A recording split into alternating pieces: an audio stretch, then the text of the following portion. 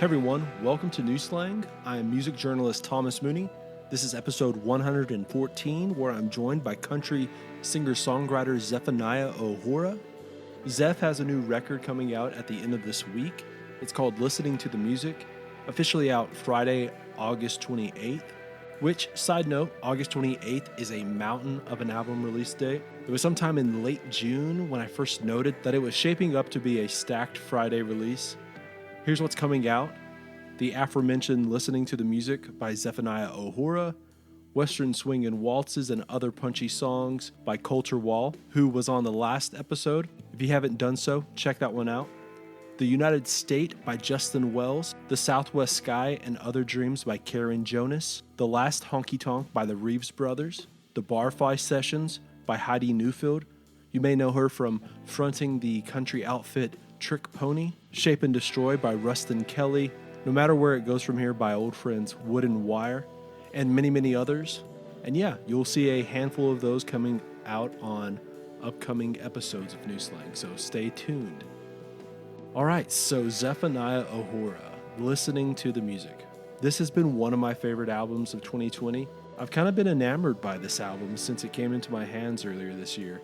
There's so many things that they're doing so well on this record, and I'm not really like a man of hyperbole, but Listening to the Music, very well, maybe the best sounding album of the year. The sonic palette is delicate and nuanced. There's these distinct moods created throughout, and Zephaniah's country crooning vocals are filled with so much emotion and weight. You're going to obviously jump to this being a 60s country type of album. There's plenty of cues that they take from the greats of that era, and the way the harmonica or pedal steel or the string sections or the fiddle or even just like the lead guitar play off of Zephaniah's vocals is just incredible. Listen to how those elements interact with one another. It's just like this really careful and delicate dance between the two. He's released a handful of singles from the record already: All-American Singer, Black and Blue, and We Plan to Have It All, which is probably my favorite of the three. You'll hear shades of Merle, Ray Price, and Glenn Campbell throughout, but still, this isn't like Zephaniah just taking all of what they did and repackaging it. The songs here are uniquely him, and even when he's writing for the common person, the common man, if you will, there's a lot of nuance and a lot of thought that has gone into that point of view. You're going to love this record if you like great music. It's not even one of those things about if you like classic country music at this point. It's just a great album. If you love great music, you're going to love this record. Today's presenting sponsor is Desert Door Texas Soto. If you know anything about me, it's probably that I'm from the heart of West Texas and absolutely love everything about West Texas. And that's really why I love Desert Door so much. You may be asking yourself what exactly Soto is. Well, it's a premium spirit that's similar to a tequila or a mezcal, but for my money, it's a little bit more refined and smooth. There's a sweetness and faint hints of vanilla and citrus, and it's also as versatile as your garden variety vodka. At its core, Desert Door is authentically West Texas. They go out and harvest Soto plants from the wild and bring them back to their distillery over in Driftwood, Texas. So next time you're at your local liquor store, get a bottle of Desert Door. For more info, check this episode's show notes. If this is your first time listening to New Slang, I strongly suggest hitting that subscribe link. If you just did, I'm giving you a virtual high five right now. New Slang is over on iTunes, Spotify, Google Podcasts, Stitcher Radio, and basically any and everywhere you listen to podcasts. Go check out the New Slang merch store, grab a koozie, some stickers, buttons, and magnets. Any bit helps. I'll throw a link into the show notes. And if you're into playlists, go check out Tom Mooney's Cup of Coffee and the Neon Eon playlists over on Spotify. The Neon Eon is for all your nostalgic 90s country needs, which there's going to be more Neon Eon related stuff coming your way pretty soon. And then Tom Mooney's Cup of Coffee is a regularly updated mix of new Americana and country music. It's also a really great hint at who I have coming up on the podcast. So yeah, go follow those. All right, that about does it for this intro. Here is Zephaniah OHora. I don't know, it's all a blur now at this point. It feels like another lifetime, to be honest. I know that's it's such a strange time because it feels like it's like we've like time has just kind of stood still, but also just dragged on, and feels like Yeah. we could get super spacey here with it, like being like an interstellar type of thing, but like it's such a strange, surreal time in all of our lives. You know, I don't know, It like if really is. it's I was talking with early on, I guess early on in this pandemic stuff. I was talking to a buddy about, you know, is this going to be, you know, in 5 years when you see like a BuzzFeed article about like, hey, remember that time we all had to go in quarantine and we had Hmm. this, or is it going to be like 9/11 impact, you know? And Yeah. I think it's going to be the latter because it's obviously just so. I mean, I don't know. Yeah. I mean, it's like definitely world changing, life changing for everyone involved. But I think now it's like beyond the 9/11 effect and just, Mm-hmm. it's going to be an era of time, you know? Right. It's not just an event. I think like I had the same conversation with a friend too around like April or something like that. You know, is it like if everything is just going to open back up soon? Everyone thought like in New York, everyone thought May. And I was saying, I don't think it's anything's happening at the earliest August. Things will start to like resume some normalcy. But, Yeah. you know, at that point, it had only been going on for a little while. But a lot of people were, you know, kind of joking or just saying things are just going to open back up. And then, yeah, we're going to be saying, remember that time when life shut down for 2 months? Yeah. Like I felt But here we are. early on, we were so naive because like I said, like I was, you know, is it going to be just like a trivia question on Right. Jeopardy or something one day, but it's it's going to be a whole category because like I got one buddy who works here at Texas Tech and he's into public health. Like he's got his doctorate and shit. And we were Mm-hmm. talking about he's been like one of these guys who obviously down here in Texas you have all these people who are not like they're being defiant. They're trying to act like wearing a mask is the worst thing in the world, and Mm-hmm. it's nauseating. And he's like, you know, the scientist, like saying no, like, Right. but we were talking about how, yeah, like the long term effects of this is going to be studied for a long time. The long term psychological effects on kids who grew up during this, Oh, yeah. all kind like there's just going to be all kinds of studies that yeah like that you're just not even you're not even really envisioning all the stuff that they're going to talk about when it comes to this, and it's just Yeah, it's it's really crazy. I was just having a conversation with my friend Arthur yesterday, who has played drums with me for years, and he's played on my new record that's coming out.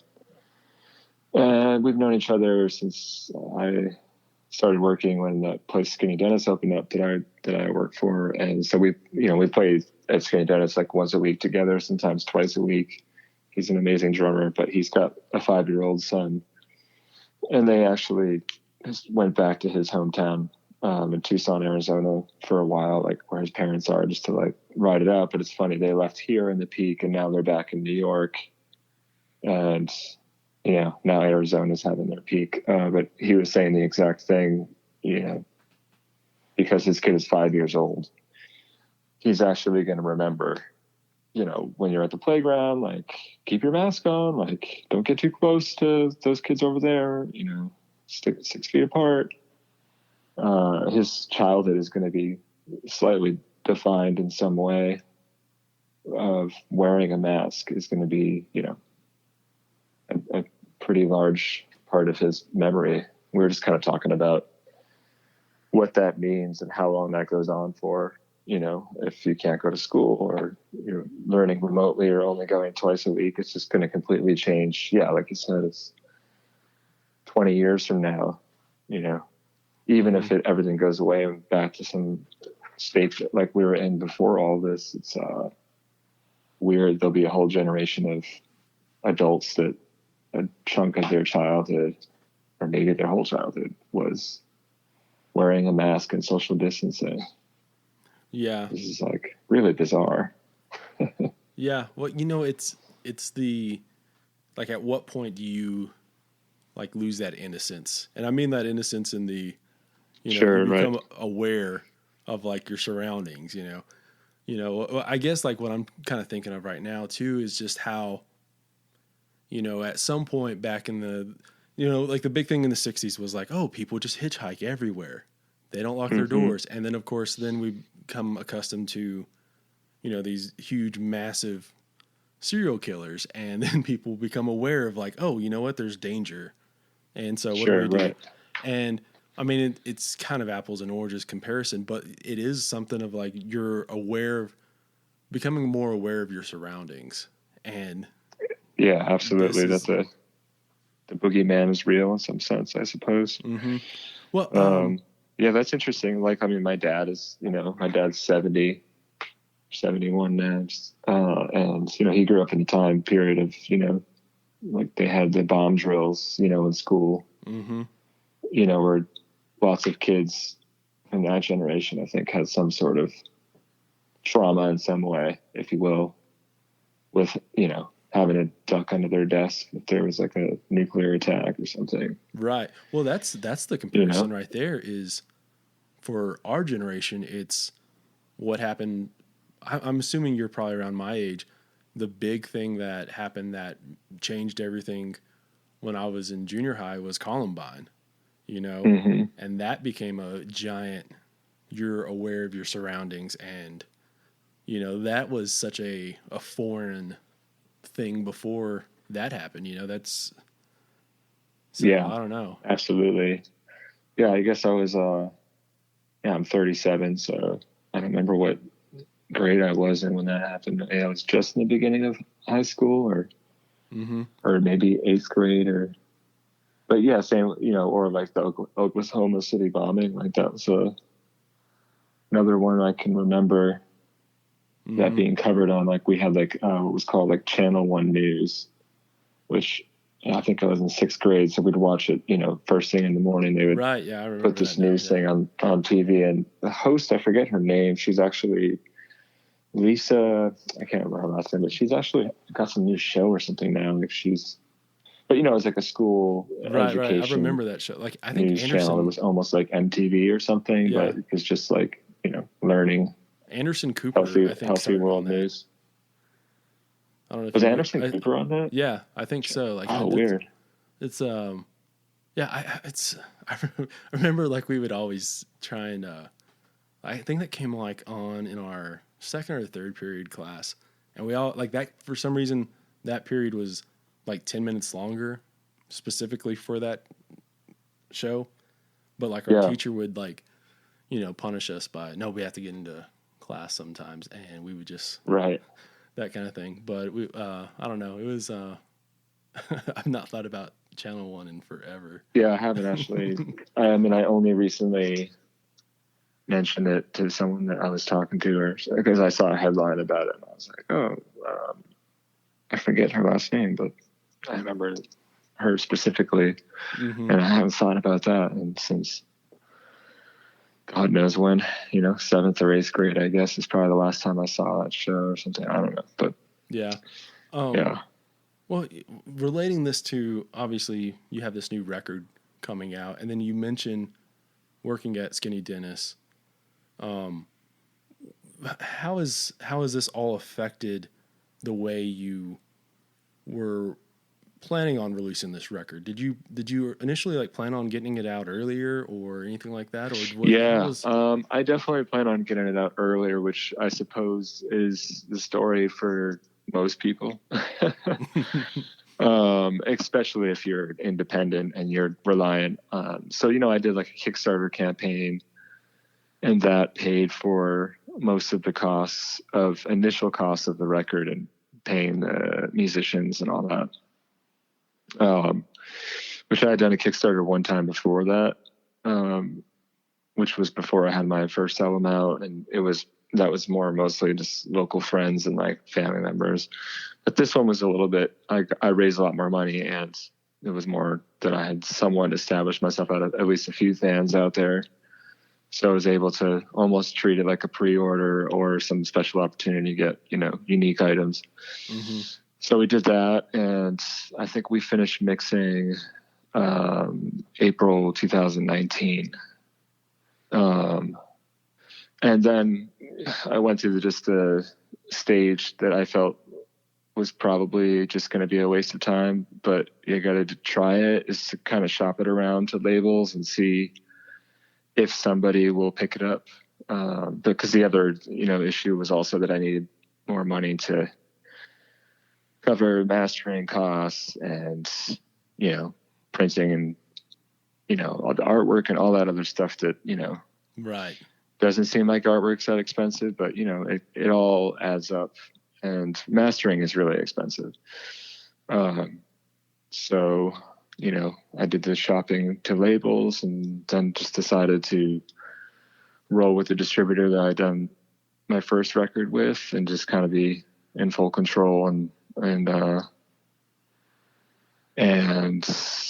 just so I had to kind of get some more money together to get it mastered. And then around the time that I got it mastered, I was going to get it mastered, I got very lucky. Right around that time was when the vinyl production plant that provides everything to the entire world, it's like the number one place in California. I don't know if you heard the news on that, burned down like in just like a crazy fire. Yeah. So then there was a vinyl shortage, because I was basically pressing from tape, because we recorded onto tape and, mixed and finalized everything on tape. So, you had to create a master acetate and then send that out to the plant, and then they make one. It's this whole process. And because there was a shortage, he managed to get a hold of, material just in time to get it. And then after that, it was like, there's going to be a major shortage, like probably for a while. And I haven't actually followed up on all that, but it was a little bit like, damn, it may not be vinyl for a while. And it's like such terrible timing because, it's getting such a resurgence right now. So it's really great for like mastering engineers and people that like can actually know how to master from tape to vinyl. Yeah. Because, a lot of people just do a digital file, yeah, that's a really high res digital file onto vinyl. And it's hard even for probably the average person to even tell the difference. But I figured this time around, I said, why not? I spent all this money on this record already. I may as well, not cut any corners as far as that goes. Anyway, yeah. So, it's just a combination of circumstances, procrastination, and, all those things together is the perfect storm and then, we wanted to put it out in this past spring, but I forget when I had these discussions, but once I chose my publicist for, print publicist and radio publicist and the distribution label, like, they just wanted some time to really like prep it, put a good campaign together. And so in hopes that we can get, good coverage and good radio play. So it was decided that we would push it back to this summer, which I was like, God, I can't go any longer. People are going to, my Kickstarter supporters and other people are just going to like come find out where I live, and then the pandemic happened like right shortly after that. So, it actually kind of worked out that there was some time now we're in August and things are sort of leveling out in some areas. So it's not as much of, as weird of a time, I suppose, even though it still is very strange, but yeah, it's I feel like putting out a record probably is one of those things that where it's always going to take so much more time than you initially realize. It's always like all that stuff that you're describing is like the work part of being a musician. And that is just especially when you're like you said, an independent artist, and you have to be the one to essentially do all of that. You know, it's it's so much stuff. I mean, I was having this conversation with my partner. I was saying to her that, like, just showing her some of all the things I have to do, from like ISRC numbers to like registering everything, copywriting, get everything, all that information inputted, all the metadata, organizing, making my own decisions on like photographs, what to use, even the artwork. That was something that took a little while too. I just wasn't finding like the right images, like the right vision for like what I wanted the cover to look like. And then I finally shot with, this is back in like November. I shot with an old friend of mine who I knew from when I worked at a salon full time. We worked on like a bunch of like fashion shoots. And my friend Jamie York, and so we just got together, and then we got some really cool shots on actual film, and then I ended up picking most of those to use for the artwork.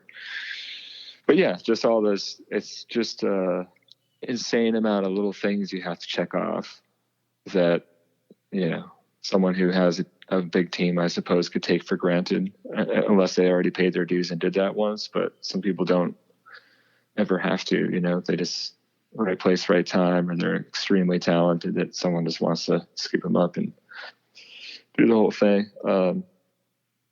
It's really, people don't even, I didn't even, had I known, I might not have even gotten myself into any of this. Because it's really a lot of stuff, and then there's a lot of like decisions that once you make the decision, there's no turning back, and that's, to me, is what's so difficult about your image and what you choose for artwork and text and pictures and how you want to, present yourself is so permanent and important that it makes sense that that's why they have people dedicated to just that at, a proper record label that, especially in the old days, if I could, I would. It's a double-edged sword. Obviously, some people will be like, I don't want someone to tell me how I should dress or what I should use, but I would love to have someone that's saying, just, create a curated look and do this whole thing, because it's pretty hard to do, which I admire a lot of people that have managed to learn how to do that really well and market themselves, or, someone like, even like Charlie Crockett or someone like that. He has like a really good sense of like identity and like how he wants to, and that's like really hard to do. It's not easy.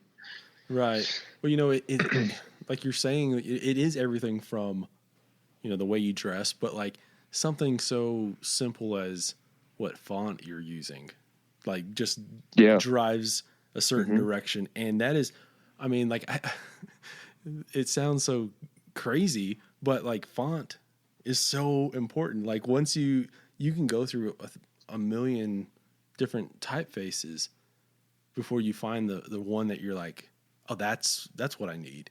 Like totally.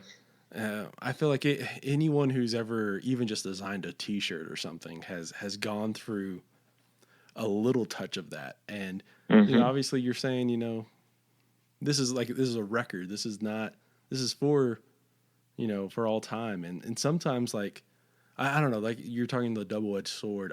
I like the idea of like, you taking your time and figuring out all of what it needs to be.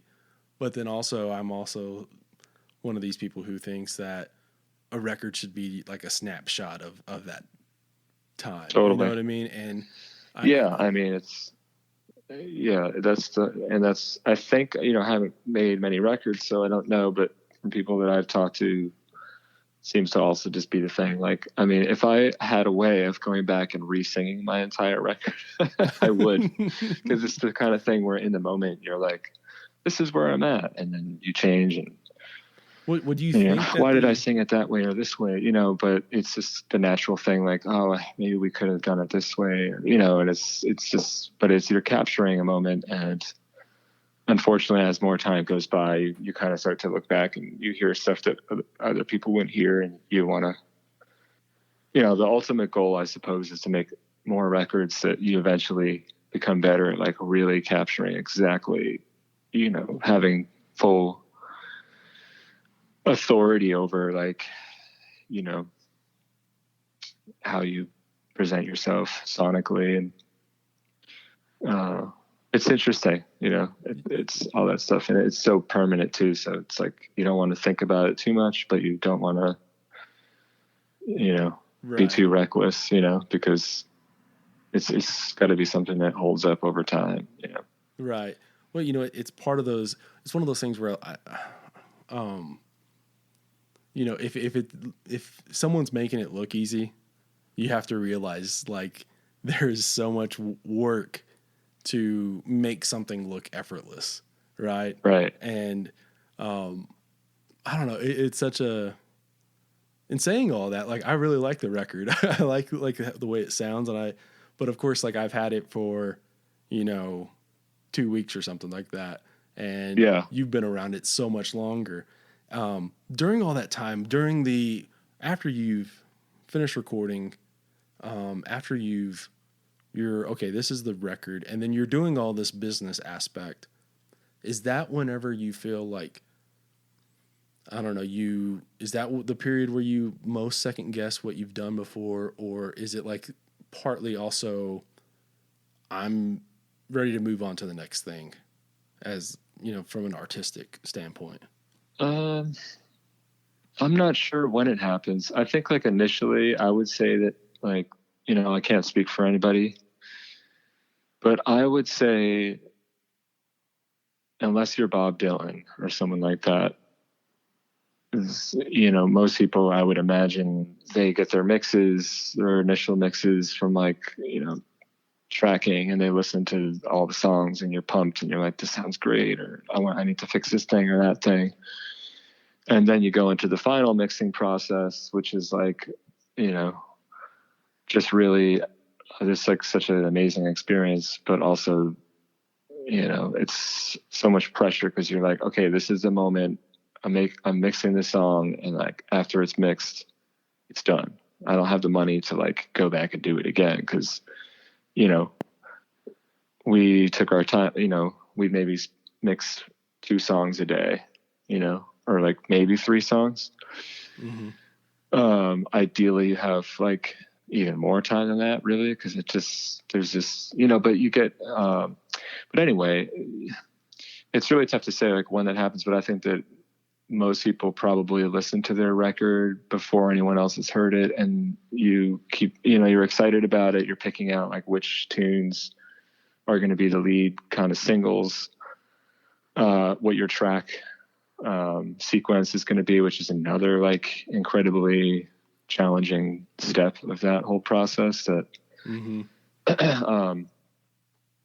I've spent a ton of time for both records trying to figure out the proper sequence. And it's even more complicated in this time around, because I had, well, both times, but you have the length of the record too. You can't have it to be too long on one side, because the fidelity goes down. So there's this whole process where, you can only fit so much music on vinyl for it to still sound good. But anyway, there's that step where you're listening to it, the sequencing. I think you listen to it a ton. I think everyone, I would imagine, is pretty pumped about how they sound and how it came out.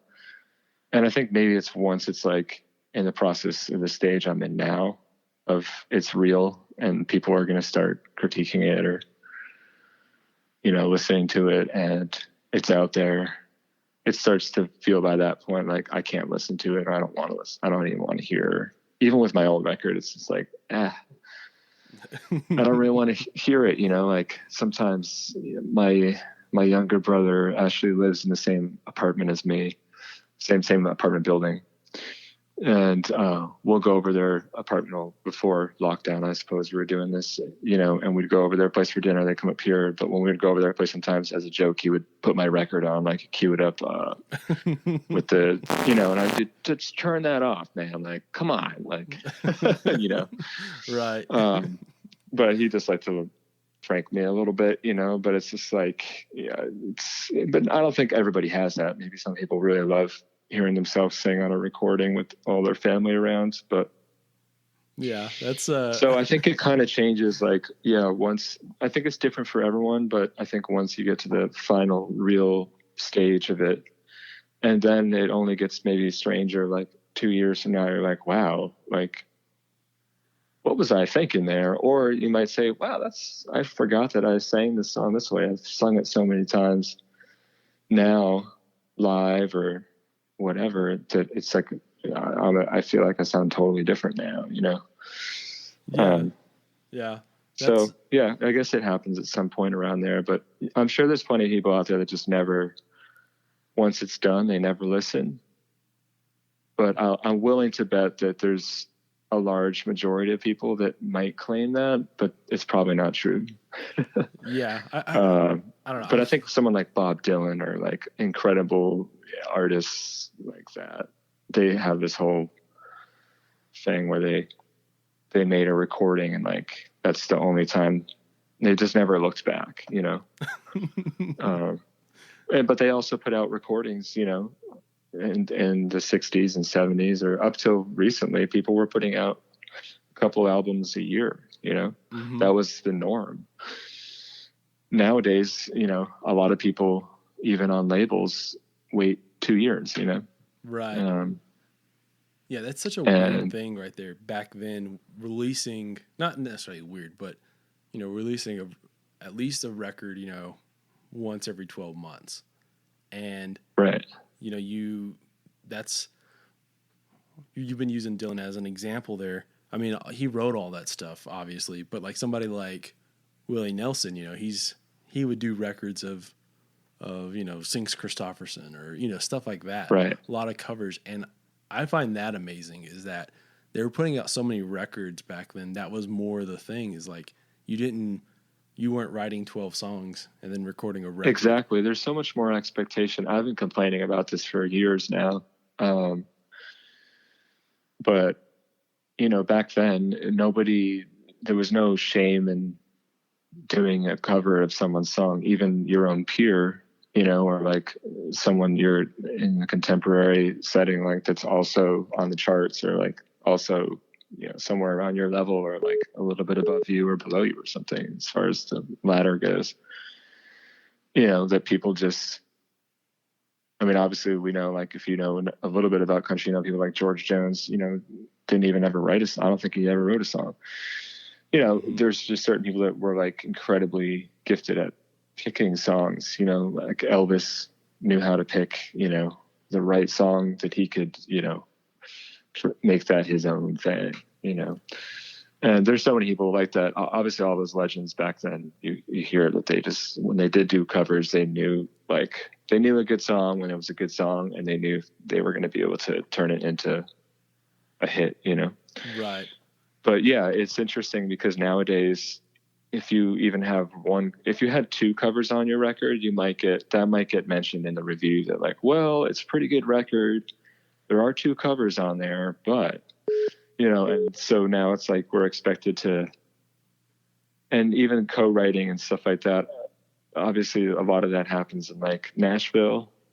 But there's this whole thing where like they wrote all their own songs and they recorded it themselves, and, you know, and there's so much more, I feel like there's so much more expectation on an artist to come with all this original material, which I think is why people don't release, you know, an album every 6 months or like quarterly. Some people did, you know. Yeah. Because you can't, like, unless you're really up there, like Casey Musgraves or someone, where like she did like a holiday album, you know, if you get to that level, you can do like a Christmas album or something, you know. Mm-hmm. You know, but, you know, then again, there are people that, you know, are putting out, you know, a couple records a year that aren't superstars or big names, you know. So but then it's also, if it's all a lot of original stuff, you know, how good is it really? You know, so that's the other thing. It's like, I try at least to make sure every single song that I record, or at least that I release, is the best possible tunes I could humanly write, to the best of my ability, and try to record them at the utmost highest quality that I can get it to. Yeah, I think So. it's an interesting thing you're talking about with I think a lot of that has to do with people. I guess like the image of the quote unquote troubadour or the singer songwriter. There's so much to that people want artists to be, that the storyteller, and not necessarily like the performer or the song translator. But like some of our best, most iconic American artists are translators of songs. You mentioned George Jones. I mean, like Frank Sinatra. You mentioned Elvis. Like George Strait really didn't write much. And they were just they were great at like picking a song and like being able to identify with whatever that character was in that song. And sometimes, a lot of times it's like Frank Sinatra singing about songs about Frank Sinatra, even though they're written by someone else, or Elvis, but I don't know. I guess it has to do with like the image of the singer-songwriter being I guess popularized back in more so probably in the 70s, when a lot of quote unquote singer-songwriters came out, like the Neil Youngs and the.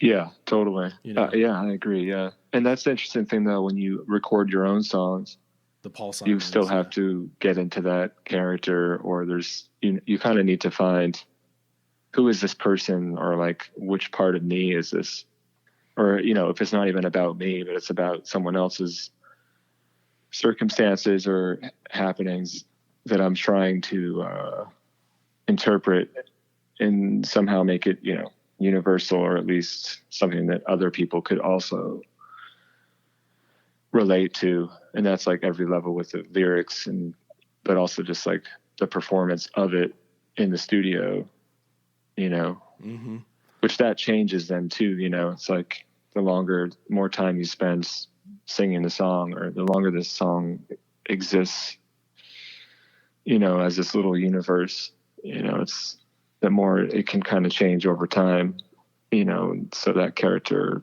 changes. So whatever you captured in the studio at the time is going to be either different, or maybe not even as developed as it gets on later on. But that was what's so amazing about all those people, like we were mentioning in the past. They somehow knew how to,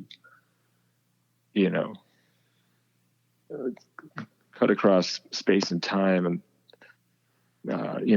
create a recording of this character that could exist in that moment, but also it's like they found that the character in the song, or the spirit of it, and they captured it like instantly, and that's how they also kind of performed it for the rest of their career, and it's always impactful every single time.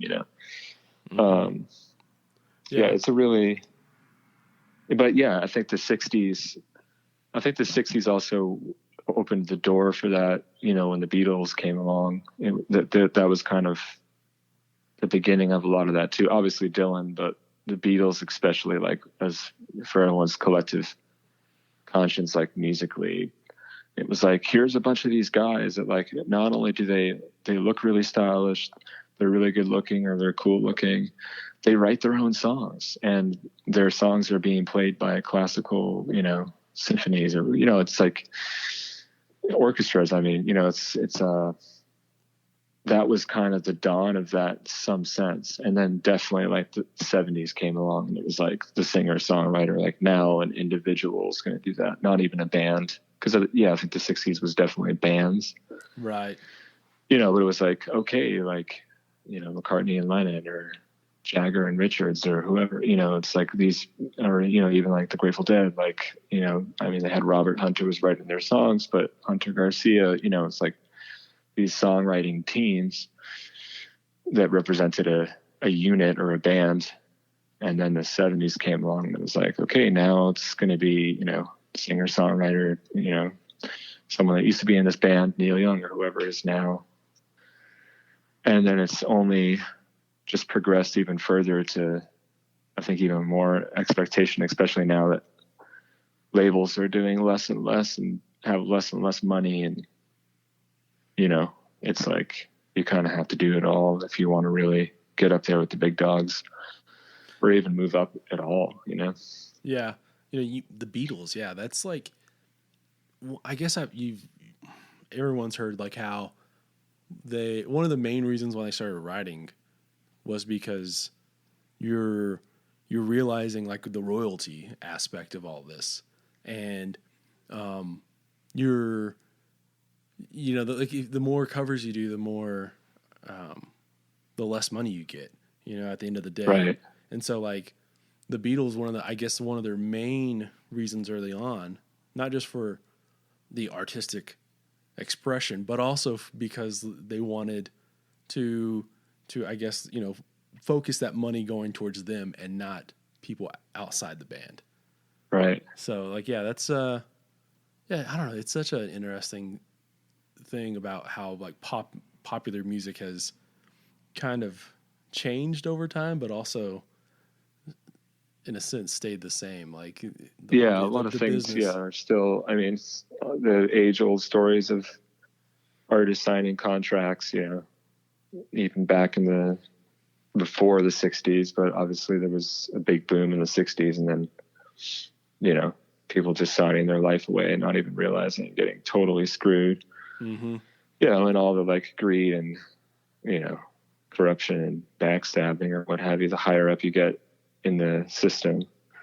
The same thing's happening today on like different levels. Obviously people that are way up there might be also have had that experience on some level, but then, you know, on the smaller guys like me and other people, the other ways is that, you know, if you do sign with the label, they're going to keep the rights to your masters, and, you know, they're gonna maybe give you an advance, but you owe them all this money, but they're owning all the areas that you could actually make some money to pay that debt back. So then you have to go on tour if they're taking a cut of your merch. You know, it's like there's just so many levels of it that not that much has changed, because that's how it was back then too, in its own way. So yes, but then, you know, then you have the internet now, which is the other, you know, another one of those double-edged swords, I suppose. I don't keep using that analogy, but you know, it has in some way on every level of society, but in the music world, just to keep it on topic, you know, yeah, it's opened up all these new doors for people to be able to have more control over their music and communicating directly with their audience, you know. Yeah.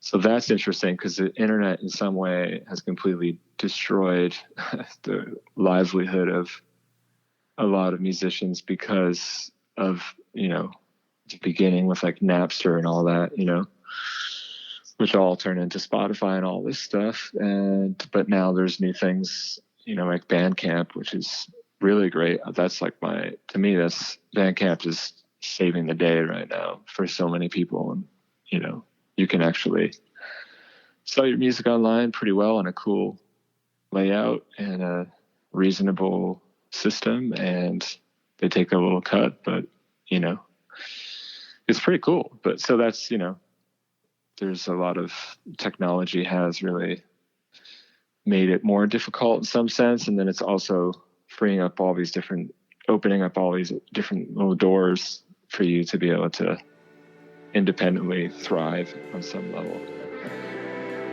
I wanted to talk to y'all one more time about our new partners at Desert Door and offer up a handful of my favorite ways to drink it. Get you a Mexican Coca-Cola, have a couple of swigs, then pour yourself some Desert Door Oak aged in, toss in a lime wedge or two, or how about this? Pour some Desert Door into a mug, top off the glass with some ginger beer, squeeze in a lime, or for all you ranch water drinkers out there, get you a Topo Chico, take a couple of pulls off, and then pour in some Desert Door. Toss in a couple of lime wedges, and now you have a mighty tasty and refreshing ranch water. Remember, Soto is as versatile as vodka and has a more refined, smooth, and a more complex palate than tequila. It's rich and balanced, and whatever your go-to drink is, it'll make it that much better. And again, it's inherently West Texas. It tastes like home. For more info on Desert Door, check our show notes All right, that's it for Thomas Mooney's Cocktail Minute. Let's get back to the show. Well, what the internet's done more than anything else, it is that connection to the specific fan. Like, I guess like our culture used to be so much of a monoculture, as far as like, we had 4 channels, not necessarily you and me. I'm sure we had, as a kid growing up, we had a bunch more. But you know what I'm saying? Like, there used to be just the 4 major networks or the 3 major networks, and everyone got their, slice of pop culture from that. And it's gradually, with cable news, cable network, gotten bigger or more specific is, I guess, what I'm really meaning. But then with the age of the internet, it is where you don't have to be the Elvis of the day to be a musician. You can find your fan base, even if it is just a smaller but more passionate fan base. But at the same time, like you mentioned, that's what, like, one of the things for, I guess maybe it's in a way aggravating, is like when I turn on Netflix, sometimes I'm just scrolling through trying to find something instead of just watching something. Right. There's too many choices. Yeah. Too many options. And usually with music, I'm pretty good. Like, I'll just be like, yeah, I want to listen to this, or like, I'll just whatever. But when it comes to to watching something, I end up like just like scrolling through, and then I end up like just going, I'm just go back to whatever, like the last thing I watched. That's why everyone watches The Office, which is because of the comfort of it, I guess. But it's such a going back. That's how it was with The Sopranos. Actually, I mean, I kind of watched The Sopranos like it was like an addiction. Like, I just watched it every night after work. But it was also kind of like, well, I'm going to just watch The Sopranos because I have many more episodes left to watch. And but yeah, totally. Yeah, it's like, it's interesting that you have so many choices now. Never mind if you have Amazon Prime Video and all the other things that you can get now. There's Hulu. There's like a bazillion. Yeah. It's streaming. The strangest thing that I don't understand is that one of the major selling points on any of these streaming services has been like, cut the cable. You're not tied to a contract. You get a makeup, like basically I guess they sell it you as like, you're making your own rules. You're not tied to the cable network. And then like what ends up happening is that no one just has Netflix. You have like Netflix, you have HBO Max now. You've got Hulu, Amazon Prime. There's the new Disney one. There's all those, and then like what ends up happening is you're subscribed to like 10 different things, and then at some point I feel like someone's gonna go, hey, you know what we should do is be able to like bundle all these together. And right. Like, and now you're back in the same spot. Yeah. And now you have a cable package, basically.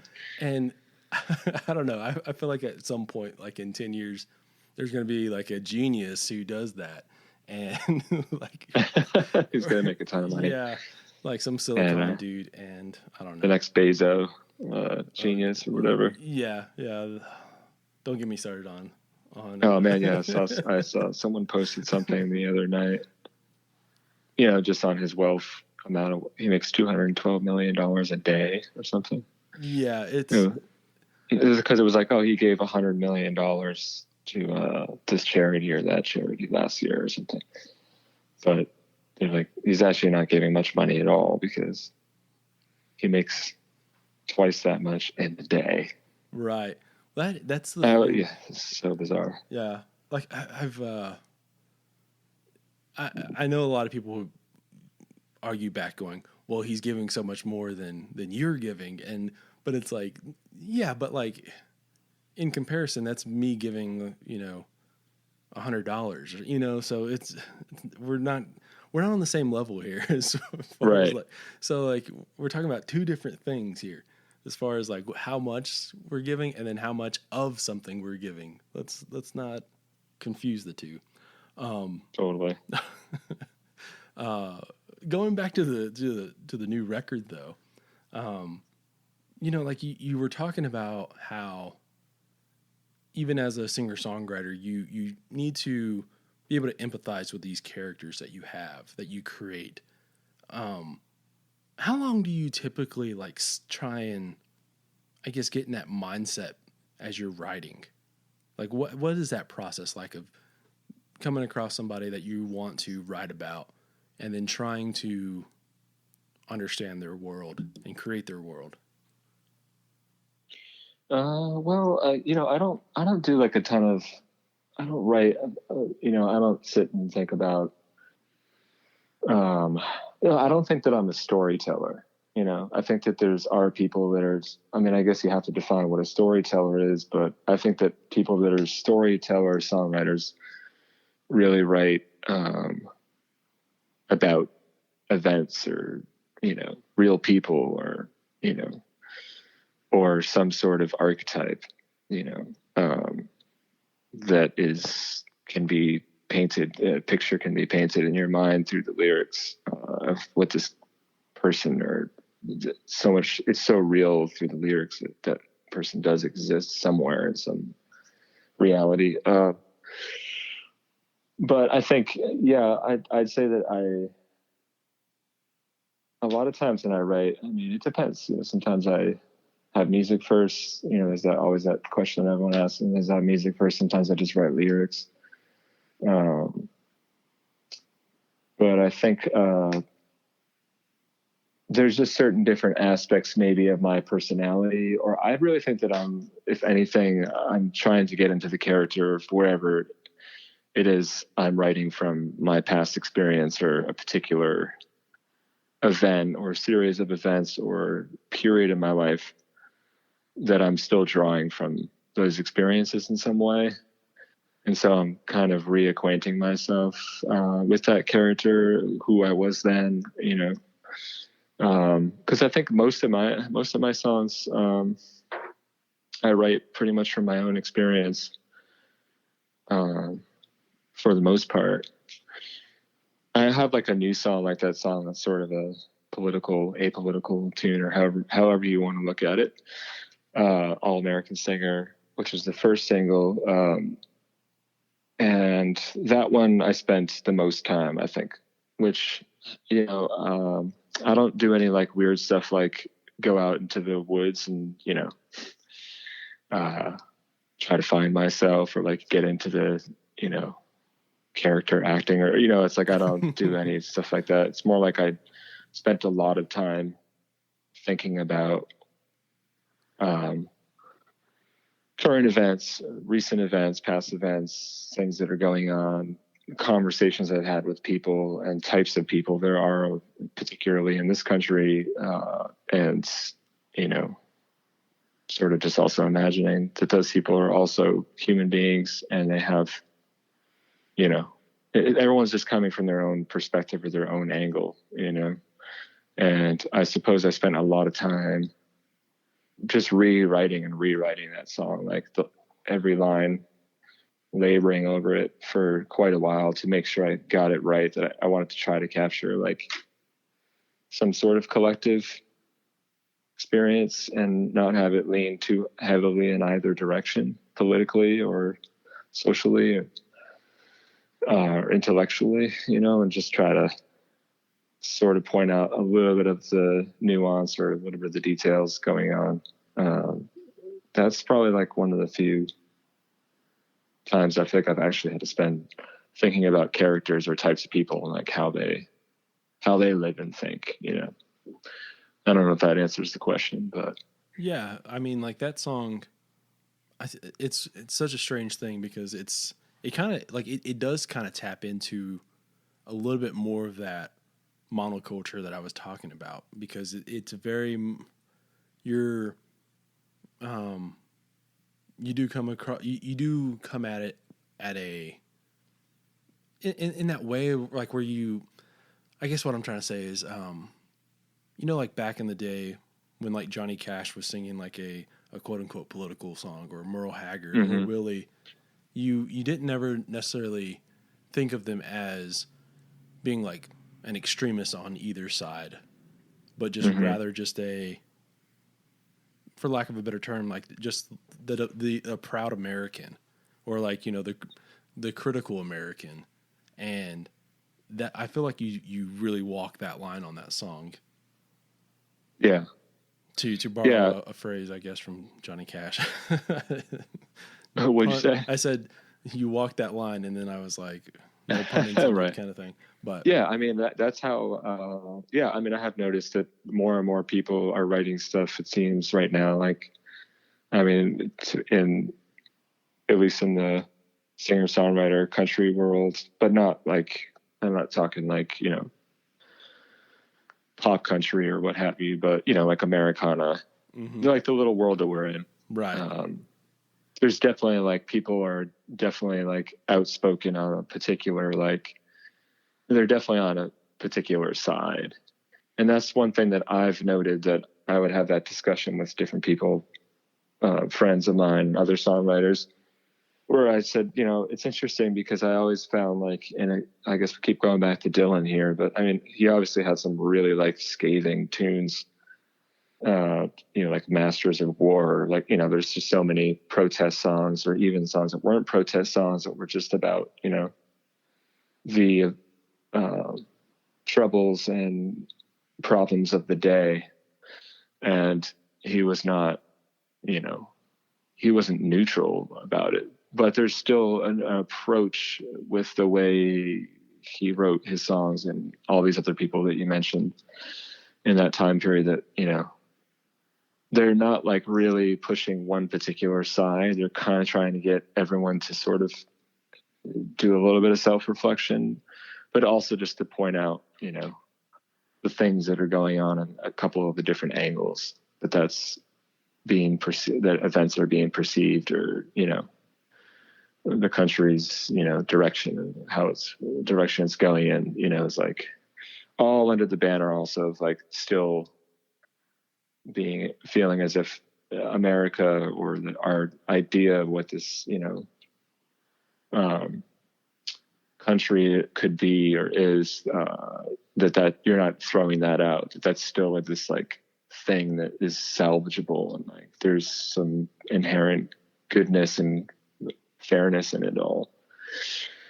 I just always found that really interesting, and that I tried my darnest to try to do that in my own way, and just because I also feel like I feel as though I'd rather bring people together through music, you know, and it's not that I'm afraid that people aren't going to buy my records. Like, not that many people are buying my record anyway, in comparison to many people out there, you know. It's more like, can we get everyone to think a little bit, and they'd still maybe want to be in the same room and talk about music, or, you know, rub shoulders with one person, and then, you know, you have a conversation and come to find out they're very different from you as far as their views. I've just found that, to me, that's my approach to it, you know, that I feel is more useful. And I could talk a little bit about what's going on, but it's not about like losing fans. It's more about like, you know, if you're just going to be really brash and harsh to people, then there's no hope for even having a discussion, you know, because they're going to shut down or dismissive of your perspective or some of the nuances that you're trying to point out. Yeah, I mean, like, one of those things that I feel what we're so bad at right now at trying to do in this country is listen. Like, it's very, it's something that, like, just human nature is to, I don't know, constantly be the one who's talking, I guess, versus just listening. And that's just amplified by social media and just the distance of people. You can just say whatever you want to anyone without like the repercussions of, or even just like the awkwardness of telling that person in person. And, you know, like one of my big things is like, you can't dismiss somebody that you disagree with as being dumb or being stupid or being just even in the simplest terms of being like evil or bad, because like you're missing like the humanity of the Right. conversation, and I feel like we do that so often. We dismiss people who we disagree with as being something that we try and, I don't know, like we have a really, we make it really easy to make them villains. And Right. yeah, I don't know. Yeah, I I feel mean, like I've that's just what you're always looked doing. at it as, I have, my own opinions and beliefs about things based on my experience and my, perception. But I've always, at least in the last 10 years of my life, I feel as though like I don't necessarily even agree with myself on certain things 5 years ago or 10 years ago.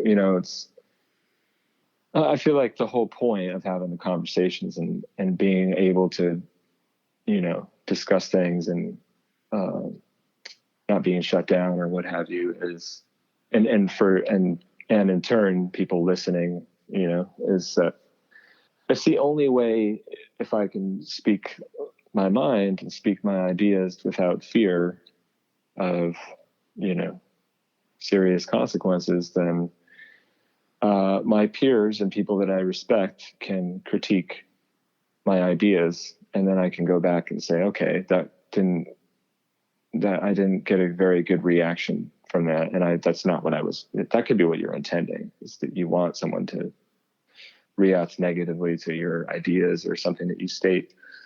But I think it is really important that if you are trying to move in this direction where you can better understand the world and yourself and like how it all works together and your role that you play in society as an individual, then the only way is to be able to have the discussions so that I can continue to rework my ideas in my head and for people to point out some of my like blind spots or, and I think that's really important. And unfortunately, we're moving further and further away from that right now with all the events going on. And it's pretty concerning, but I guess it has happened in the past anyway. So everything is like sort of a pendulum swing.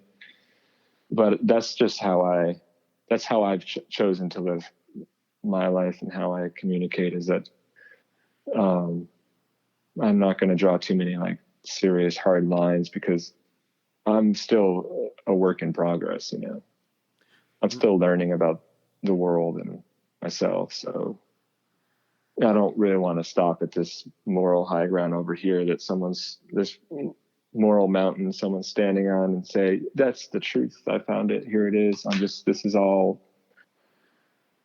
I need to recite to anyone. And this is the truth here. And like, it can't even be questioned,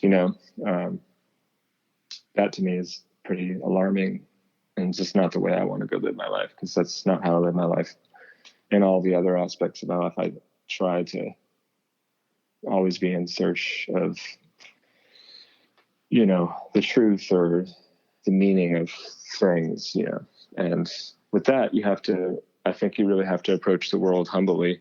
With some sort of humility and belief in something, that you don't fully understand, that you'll never fully understand, Yeah. And that's, that's when you get into religion or spirituality or any of those things, it's like, that's kind of, and I grew up around that.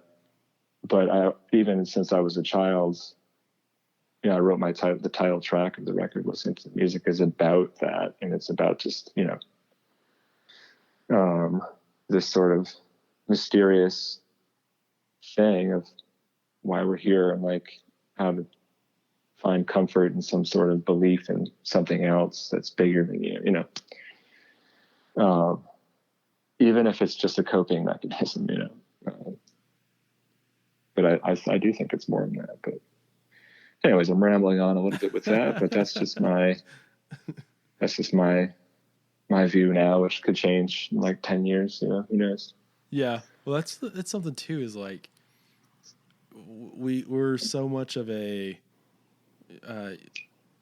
I don't know, like so many people act like this world is in absolutes, and sometimes there's more than one answer. Sometimes there's more than one solution to a problem. Sometimes like they sound juxtaposed. Sometimes they're the complete opposite. And I don't know. I feel like what you're doing, how you're living your life, is the way that I think most people should be trying to live their lives. Because like it's none of us have like all the answers. You know what I mean? Right. It's the whole blind spot thing is so spot on, because I feel like that's my biggest fear in life, is like not being self-aware enough to understand where my blind spots are, what I'm really bad at, and just trying to figure all that stuff out. I don't know. It's yeah. I don't know. Yeah, I'm still human though. Of course, I'm not making a lot of misjudgments and mistakes in my personal life and pursuits and all that. But just the overall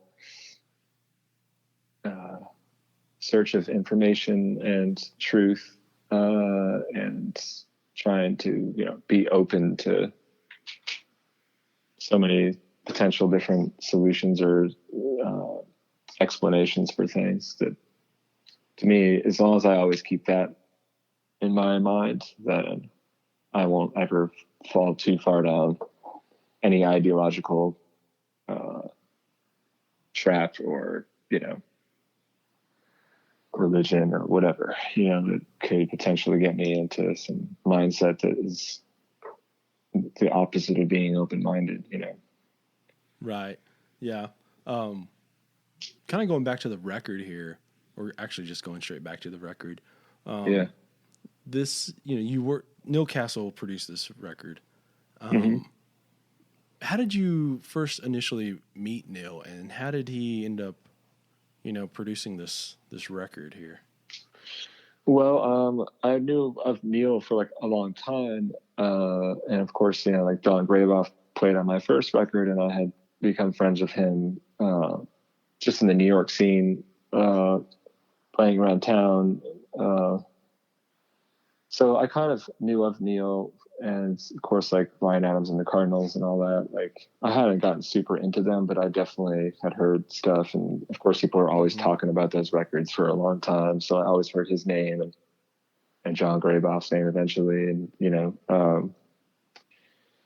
and then I made my first record, and then I did a album release show in Manhattan, right before the record came out, like in May of 2017, at this place called Rockwood Music Hall.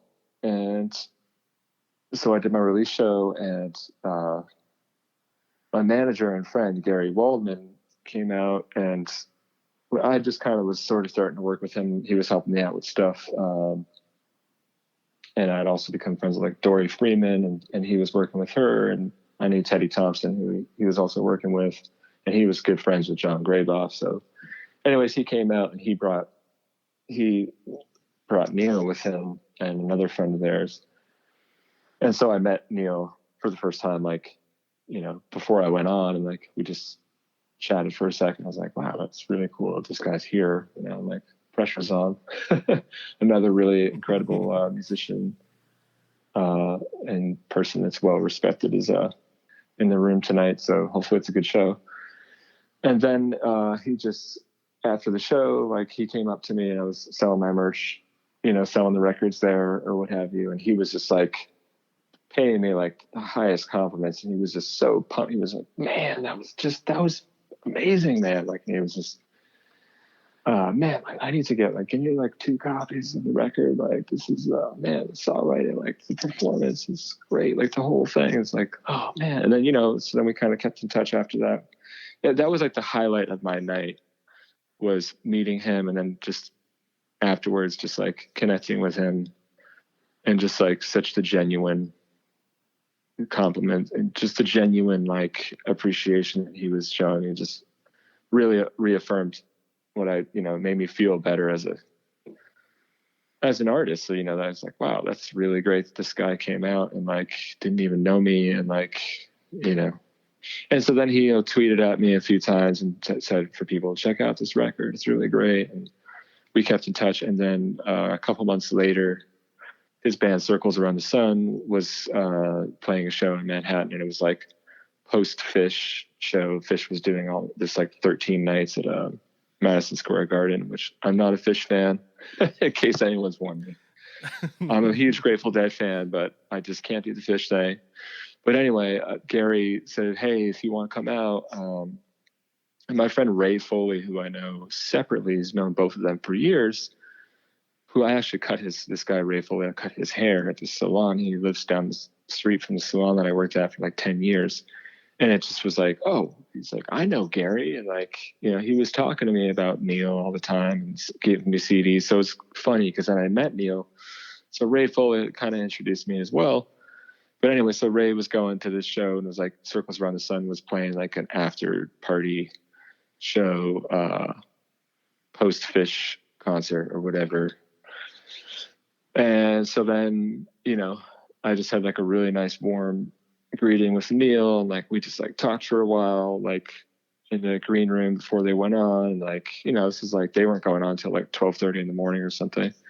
So we were just hanging out and just having like a great time, and like everyone in that band is so cool. And like I already was sort of friendly with Dan that plays bass with him, because he's friends with a bunch of my friends that are in that band, Grateful Shred, and he plays in that band. So anyway, so it was just a great hang, and then some time went by, but we were still in touch. And then I decided, to make the record, and then I was thinking about working with the same guys that I worked on the first record, but then just something in me felt like I needed to maybe expand my horizons and try to like work with someone else that would bring something different out of me, or, I could just sort of a fresh slate and like try to go somewhere else, a little bit different direction, or just a different spirit within it. Even if it's going to be sonically and artistically similar. So then my friend Joe West was like, man, you're friends with Neal? Like, why don't you have Neal produce your record? And I was like, just like a light bulb went off. Dude, that is a great idea.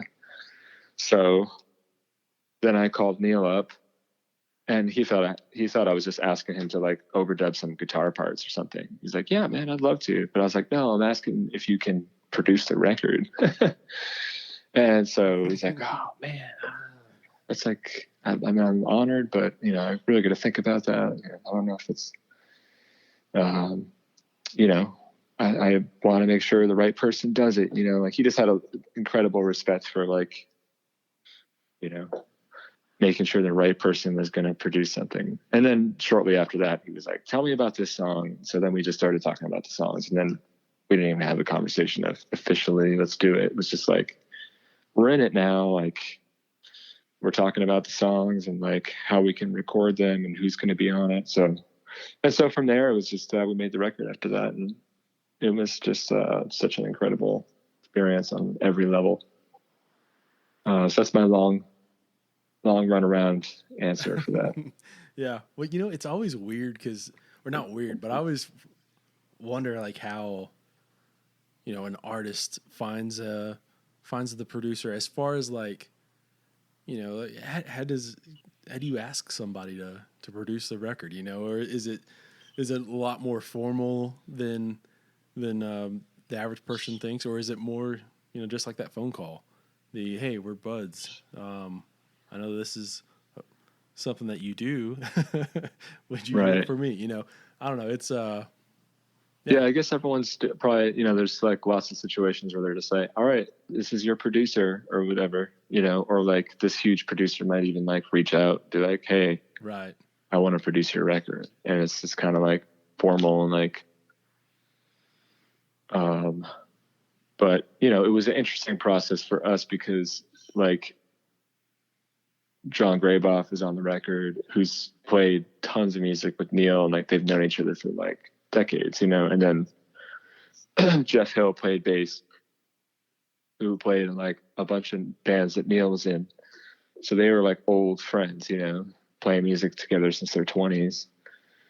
And then we had like my friend Arthur, who I mentioned, my friend John Shannon, and my friend Roy, who were all guys I played with, countless hours, hundreds of hours at Skinny Dennis, and like various gigs and various bands and groups and things we put together over the years in New York. So it was like two groups of old friends and from kind of different generations that also were all friends and had played music together. So it was like really great. And that to me is like, I guess, less formal in the sense that it was like, like a meeting of like all these friends and fellow musicians that you might not get the same experience when it's like you have a big producer or like someone that's like, does that. And they're like, okay, like I've got a rhythm section that's really great. Like these guys, you'll like them. It's like, that's a whole different type of experience that. Right. Yeah. I got really lucky with that. And like, it wasn't even that thought out in that sense. It just happened that it all kind of came together that way. Yeah. I didn't like contact Neal and say, oh, all these guys are friends. It'll be perfect. Like a bunch of dudes hanging out. But, it just kind of happened that way. And it's like, oh, wow, this is pretty cool. Actually, it's like two different generations of guys. Yeah. Like the, I guess like what can happen so easily is the trying to force chemistry. But like you said, Mm-hmm. like all these guys, all of y'all have in two different little, like two separate camps, but you know what I mean? Like as far as like you put in those hours together. And I think there's something that really, what happens is once you've been playing with someone for such a long time, you guys are able to communicate in like shorthand and like in ways where, because obviously since music is such a sonic, it's a sonic thing, you playing live shows, you have to like communicate in ways where you can't just yell over stop right. playing. Exactly. And visual that, cues and body language and all of that I think makes it's the unquantifiable magic of a record sometimes is right. that I mean, chemistry. even how someone's playing the guitar or like how hard they're playing, or like just the emphasis on certain things, you can kind of feel if someone's with you or not, or if you're like, I've experienced that too. Like if you had a disagreement before a set or a show or what have you, it plays out through like the dynamics musically that like you hear the person's mood through their playing somehow, which is really interesting. Yeah. Yeah. And it only I think becomes more apparent like the more time you spend playing together and maybe the older you get. I mean, there are certain musicians I think that could probably even, of course there are, that are extremely professional that just their energy, like their mood isn't necessarily going to like determine how they play. They have a way of separating from that.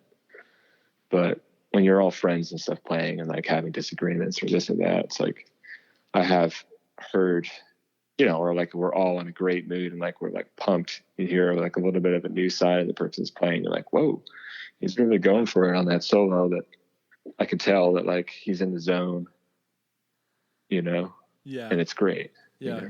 You know what it is? It's kind of like the analogy I'm kind of thinking of is like when someone's really like the perfect kind of musician that they can separate that mood is like somebody who's like a really great, who can like really do like really beautiful calligraphy. You know what I mean? Like it's all perfect. Right. And also all too often though, like none of us are experts at handwriting. And so you can feel that mood when you're when you're writing something. And that's how I feel like most musicians are. They're not, you can feel the flaws and like how they've become, like how they've picked up like the lower end of their flaws, I guess, you know what I mean? Their personality as a guitar player or a keyboardist. Yeah. I've always like preferred. Case. Yeah. Like I like to hear, I mean, I've talked about this all the time. My friend John has played guitar with me for years. is like some of those great players from the past and great musicians, like the part of it is like also this hearing this a little bit of the struggle, like that they're just reaching far enough into a solo or singing or what have you that they're almost out of their zone, or like they're out of they're going a little bit beyond their skill, just enough that it's exciting, or it has this sort of energy, or this like aliveness that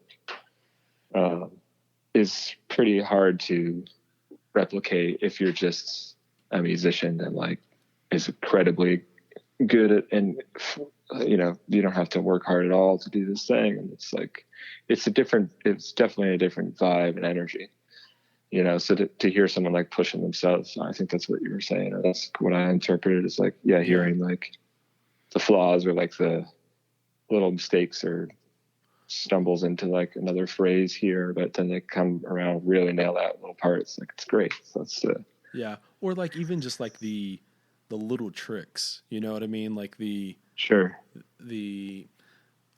I guess like for most people who are like really proficient at playing piano or guitar, you typically have like long skinny fingers, right? Well, not everyone has like massive hands. So like, what do you do to balance it, or I don't know, like compensate for that? Or so like I mean, it's like that with songwriting. I mean, last week we did like for Neal Casal, there's like a music foundation that was founded in like his memory, and it's like it's a foundation that's gonna like get instruments and music lessons for kids in New Jersey and New York. And they did a Kickstarter for like this album that's going to be out. It's like 30 something musicians, like a bunch of really big names and people like myself singing a Neal cover. And then so we were doing a sort of like a live stream fundraising thing, or to get people to continue to give, because there's all sorts of really cool stuff, like a photography book and different things that are coming out. And anyways, we were doing a live stream, and John Graboff came on, so him and I were chatting, like, and everyone else is tuning in, and like other people like Gary are tuned in, and he was just like, I've always admired how Zeph like always just like has like there's no like big fancy tricks or anything with the songs, they're just to the point, and it's like they're simple, and like, and I'm like, well, that's as far as my skill takes me, It's like they're not intentionally like that, but there is something really nice about that approach that I understand that people appreciate. That is like, don't try to go too far above your skill level or writing level. Just try to like maximize whatever skills you have and like the few little tricks you have, or like in the same way like we're relating to playing live or recording. It's like that songwriting too, which is why I say I'm not a storyteller. There's certain people that have an incredible gift for, writing 20 verses and really getting into like the person that is in the song, like the actual character, but I just, my thing is melody is always king. So it's, that is the most important part or piece of the whole puzzle, I think, is just, for a song, is a really good melody that's memorable, not too complicated, but complicated enough that it's not boring. And then put some decent lyrics together with that, and you have a good song, Unless you're a storyteller and you are able to, really, that's your strength, and like the melody and things. But if you're somewhere in the middle, like most people out there, most songwriters, at least in the Americana world, or a lot of them, I shouldn't say most, best to just stick to like a really good melody and don't get too, don't go beyond, too far beyond, because you kind of can lose people that way. You want enough good. I've always said it's like at least one or two really cool changes in the song, like an unexpected chord change, is always pretty much enough, you know. Or same thing melodically or vocally, you know, just enough of a little bit of a twist in there that it sounds unique or uncommon or what have you. Yeah. Or like having like a different instrument, obviously, like, you know, like harmonica or there's a couple moments on this record that you have some like really, you know, lush string arrangement kind of stuff happening. Oh yeah. Very, Yeah. Like specifically, I think like that song Emily. It kind of has like some of that Glenn Campbell kind of soundscape. Totally. Yeah. How I guess like what came? How did that come out? How did that evolve into having that? Well, as an element? I that was like a lot of the songs of this record that when I wrote like on piano, and I've had it around for a little while now. And the other song has strings too, Not So Easy Today. Like that's super piano ballad or heavy, you know, piano centric tune. And this guy Chris Carmichael out of Nashville wrote and recorded all the strings, and I think he did a pretty good job. And we just wanted to add a couple tunes in there that like I've always just wanted to have that. I suppose like really all it really was. It's just, I mean, I heard it in my head, but I'm like, man, I really want to have some like lush strings on a couple of these tunes to add a little romance or what have you. Yeah. And I just always love that on recordings. And obviously it's definitely a fine line and it's a taste thing. And some people really don't like that. And it's something you're not going to replicate live at all, but unless you're, you know, in the big time. But, I think it's cool as an artistic, just to get into a zone or a personality type in a song or whatever, you know, sonically, like a sonic personality type, just to sort of have a song with strings, and it's fun. And yeah, those are the strings on those songs are definitely like mood setters. So like that's like I think like as a listener, you're kind of like with those strings happening, you're pushed in a certain. You use the word romantic, and like more soundtracky kind of spirit in a way, which I've always liked. You know, I listened to all sorts of music, collected records for years, so it's I've always loved like even like I have like a bunch of these weird like 60s and 70s German like library music, as they call it, I guess, in that time period. And it's like these like, you know, really like 60s or early 70s sounding like tunes, but they have like these like lush string sections with like fuzz guitar solos. It's just like, it's really wacky stuff, but like really beautiful, but also just really surreal sounding. So, you know, I've always, and of course, like we mentioned the Beatles, and like there's all these people that, you know, did that on recordings. And I just think that, you know, in the studio, like, it's like, I'm going to sing it totally different. Like, we're going to play it different, like, than when I get into a live setting, if we ever get back into a live setting. That what I think is really cool too, is that I'm not limited. And I have in the live setting try to replicate how the album sounds on some level, but I've always been wanting to kind of push away from that and try to expand it a little bit or simplify it, or like, so, you know, there's always it's fun to try something out on a recording because that's the only time it's going to sound like that.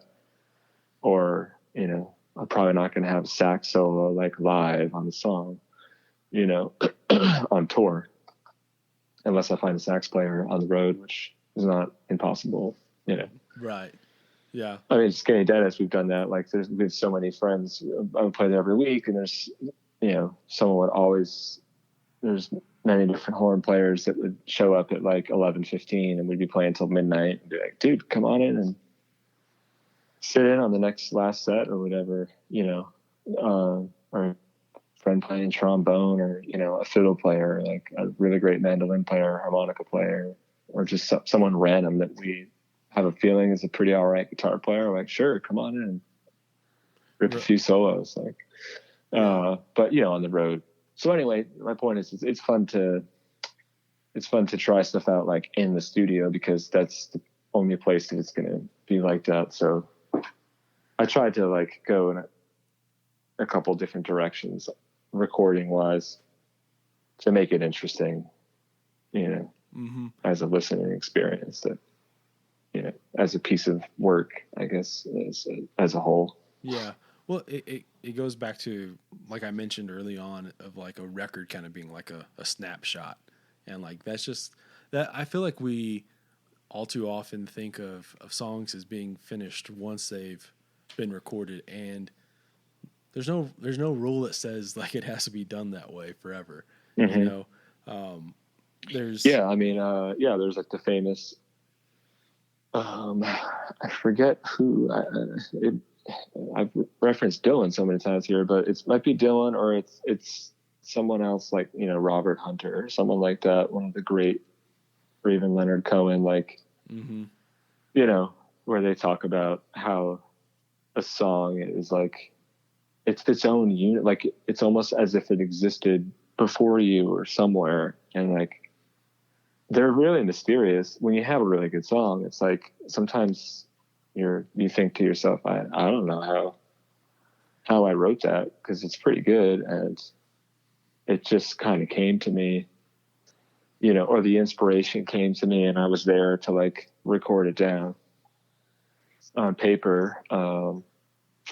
And I really do kind of believe that, because there's this interesting thing that it's all vibration, and if you get out into out to the psychedelic conversation of, ancient civilizations believing that, that our entire existence and reality was like constructed from sound waves and vibrations, that it makes sense that if you do that now, even in present day sense, if you're creating a sound with a group of people on a stage or in a room, you are sort of entering this thing that you put together exists somewhere else. And it's like, it is like sort of it's hard to explain, but I do feel as though it's these songs almost exist somewhere else. And the way the progressions and things, you put them together, there's a certain like variation within that. And it can like go into all these different stages and, periods and interpretations of it. And the better of a songwriter you are, the more that's even more apparent, I think, because you pick the right combination of progressions and tones and notes that they open up some sort of emotional pathways for the listener that you can really explore all of those. I think Bob Weir has talked about that too. That songs are like little planets or little universes or something that, they're always there. And like every time you go back and revisit them, like you learn something new about the melody combination of that and the chords. Yeah. It's interesting, man. It's really, it feels like magic to me, like it really is. Music is like it's some magical stuff. People take it for granted and think of it. It's just this thing, and it just exists, and it's just sounds and things. But I really believe that it's a lot more than that, Mm-hmm. Well, the magic aspects, the mystery of creation, of creating something out of that is like what I mean. We're I think as like a journalist, like I guess my job is to try and figure out how and why you created something, and most often, more than not, there is not like really an answer on how you got to that point, or like how you created something. And so trying to figure out trying to, I guess, like rationalize how something happened. You as like as an artist, you're essentially trying to figure out that at the same time as well, even though even though you've tapped into something, an emotion, a feeling, or whatever the case is, right? You two at the same time are trying to figure out how you arrived at that point. Mm-hmm. Right. So I don't know. It's all interesting to like the mystery and magic of it all. Yeah, there's so many ways, so many perspectives to look at as far as, on every, of course, every aspect or level of life. Mm-hmm. How did you arrive at the point? I always used to joke to my friend in our 20s when we were taking a lot of psychedelics and just exploring, like, I always used to say, sort of jokingly, but seriously at the same time, I could never possibly ever be on the wrong path or like ever make any decision that's not my own, because every decision I make is the decision I was going to make because of my personality, because of all my previous experiences leading up to that. You know what I mean? So it's like there is no, like, when you think about, oh man, like some sort of fork in the road, I can't decide, or maybe I should have done it this way. It's like, I would have never done it that way because I did it the way I did it, because every experience leading up to that point led to this moment that I made this decision based off of all the information I've gathered in my mind, that's in my brain, that I can access to help me navigate this reality. So, which I still think that's true, but I feel as though tying that with songs, it's like, how did you arrive to that point? It's weird. It's one of the things I always talk about with an artist. This is something I feel like it can be applied to this, is the especially early on in your career as a journalist. Most times you ask the question, who are you influenced by? And when you're asking an artist that, they always say, oh, it's this person, this person, this person, this person, and this person. Or you'll see on their Facebook where they list like a billion Mm-hmm. people. And really, in reality, it's always like the music that you make is informed by everything you've heard, even the bad stuff, even the stuff that you don't like, because you're going, well, I know I don't want to make that, Right. And that's it's to me, like, as an artist, one of the big things for me is I think deep down you're only really influenced by a handful of people, or you're influenced by everyone. You get what I'm saying? Like, yeah, I don't know if you can. Yeah, it's like I've said that also about, like, my worldview, or I've had some friends, why do you, like, talk so much about, like, society, or like what's going on, or being so concerned, but a lot of it also translates to some people as like really negative, like you're judgmental of this thing or that way, or this way that these people are, acting, or, and all this stuff. But a lot of it is to only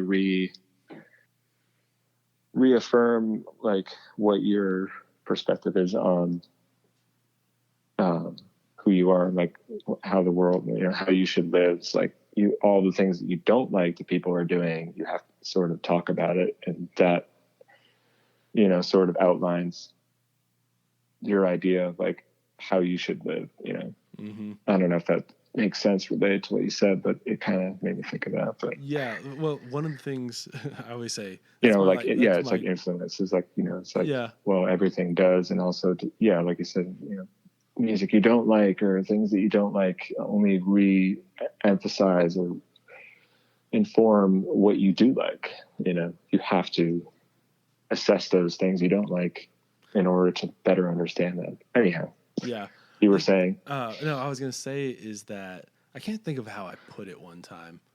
It was a tweet or like a Facebook message, but it was something, or a Facebook post, but it was about how sometimes like someone else's existence is only to show you like a bad example, or like what not to do. Like that's like the reason why they come at you at that point in your life or their life is like they're only there to show you what not to do. Right. Exactly. But yeah, that is like, that's literally what happens when I listen to, a new record someone just made. I mean, some people I check out because I like their songwriting or what have you. And so I'm curious to see like how they're approaching it. But there's some people you check out though that, and I think that everybody does this, even if they wouldn't want to say they did.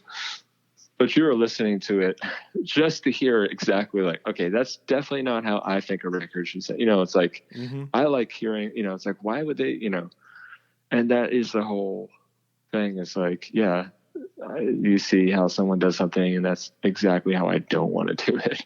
Or that's exactly what I don't want it to sound like, and it's no different than going into the studio or whatever and bringing in a bunch of records that you love. And there's, because that's what they ask you to do is the engineer will say, give me a stack of records or a playlist or something that sounds that you like, and we'll try to mix all that together and make that your sound, But it is, I feel like at least one time, maybe I used an example of something that I didn't like. I'm like, I definitely see how this is. I don't want it to sound anything like that. Like, I don't want that mid-rangey, boomy sound or whatever, or for the drums to sound too rock and up front or something, it's,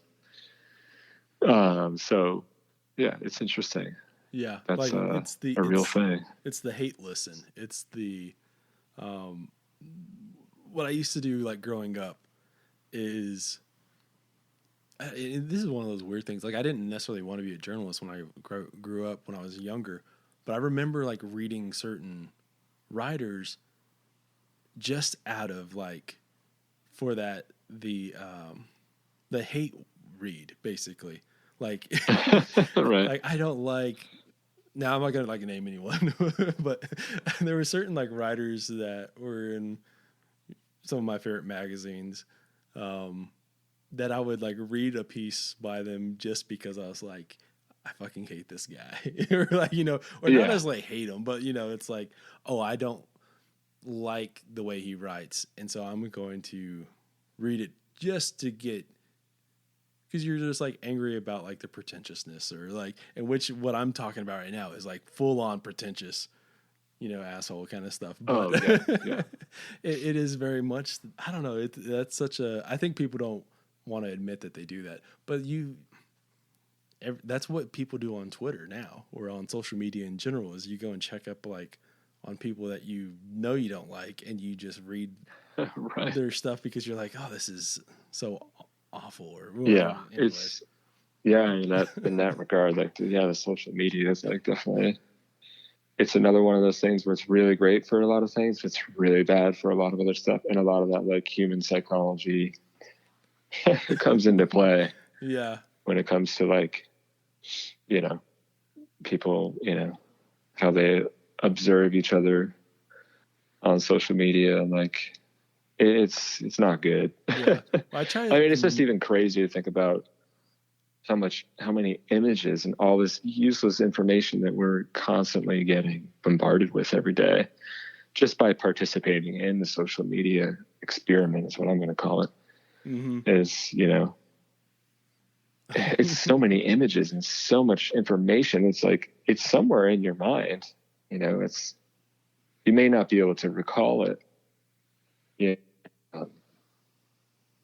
Just, off on demand, but that information goes into your consciousness or what have you. And it's how your brain and, they recognize, your brain or mind recognizes patterns, and all that stuff. It's just crazy to think of, compared to, 100 years ago, or not even 100 years ago, but, not even that, like just a couple decades ago, even, like how much information is just constantly in your face now, especially with the internet. And on top of that, you tack on the psychology of, jealousy or whatever, or just like, right.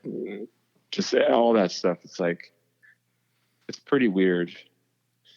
I honestly, like, and this is probably the classic thing that like a lot of people claim and say, and like, oh, someday I'm just going to get off of social media. But honestly, like if I had absolutely nothing going on with music, I could definitely like see myself just being, I'm just going to get out of this. Like I don't know if it's good, Mm-hmm. And I was having that conversation with my partner, her and I were having the conversation like in the beginning of lockdown, just being like, ugh, like just too much stuff going on. Like right now, like seeing all this stuff going on, just be so great to actually not look at any of that stuff and just try to, obviously everyone during the lockdown was, a lot of people were getting back to the basics, baking bread or whatever. Those of us that had enough privilege or, were lucky enough to be able to just hang at home and eat food and stuff and not be going and working at a grocery store or something like that. Those of us that were too lazy to go work at,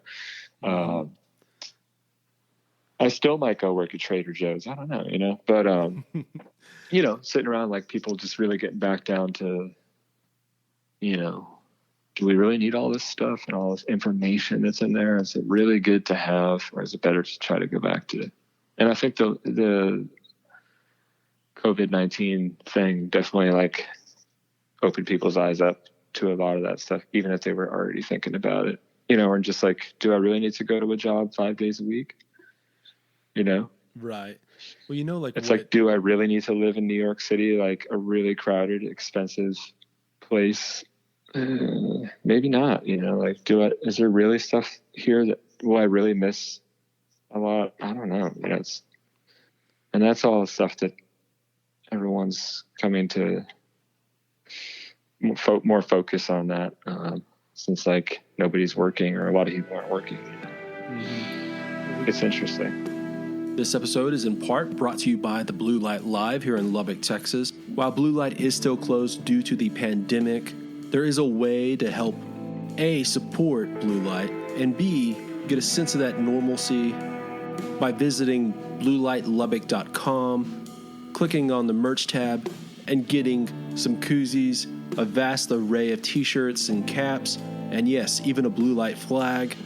While it is such a bummer that live music is still on hold right now, I'm telling you, by getting some Blue Light Live merch, you're going to feel better. It just feels better wearing a t-shirt and ball cap and helping support your favorite bar.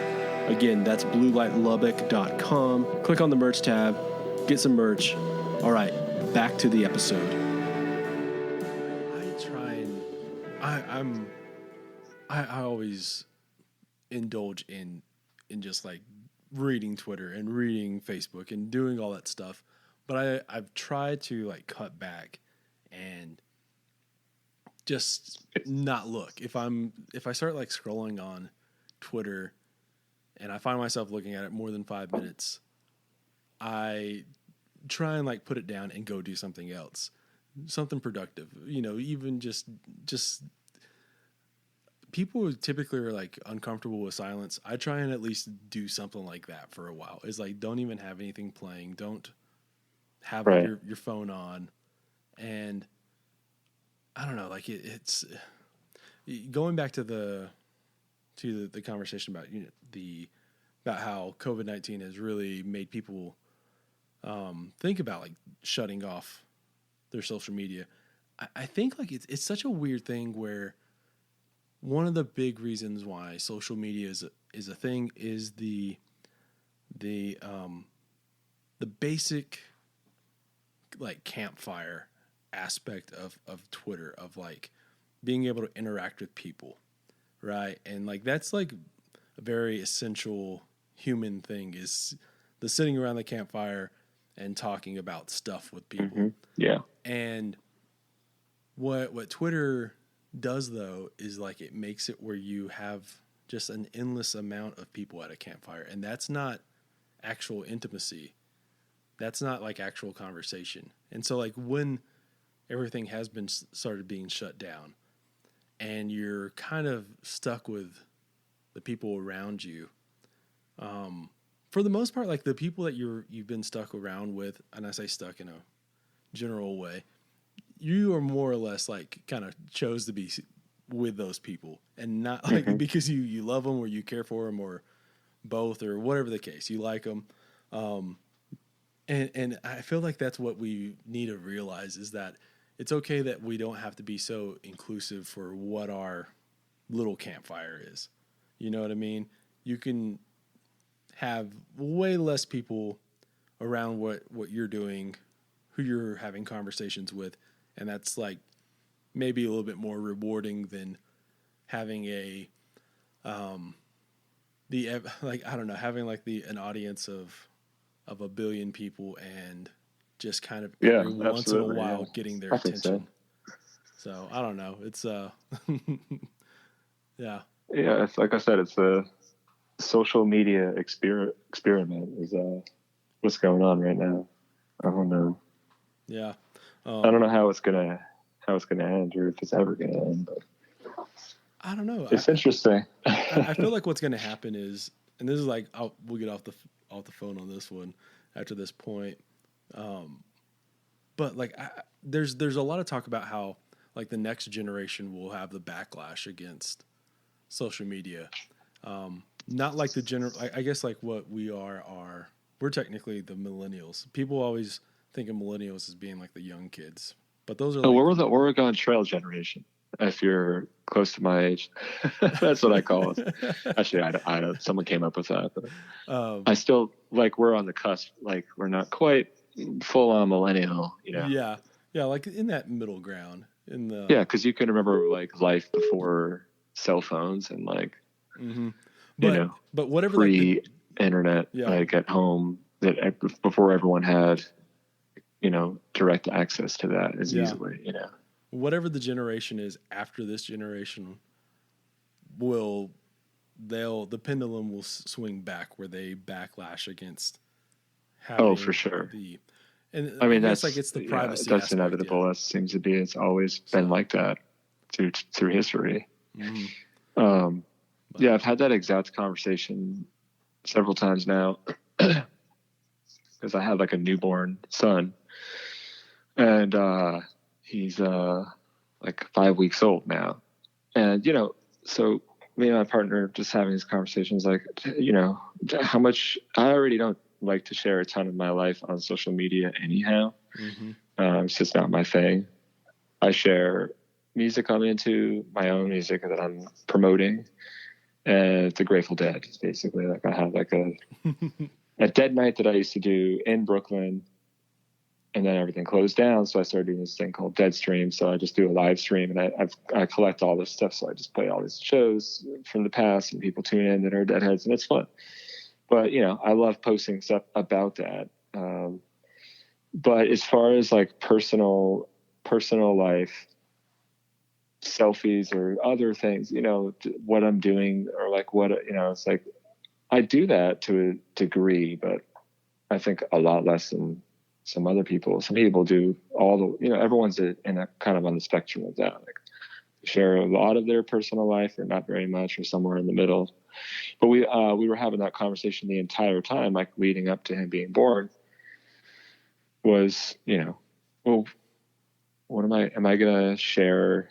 I guess I'll let everyone know when he's born, like, and I'll share a photo of him. But I've been thinking to myself, I think someday in the future, not far from now, a bunch of kids are going to grow up and see their entire lives plastered all over their parents' social media for whatever reason. Yeah. For good reasons and maybe not so good reasons.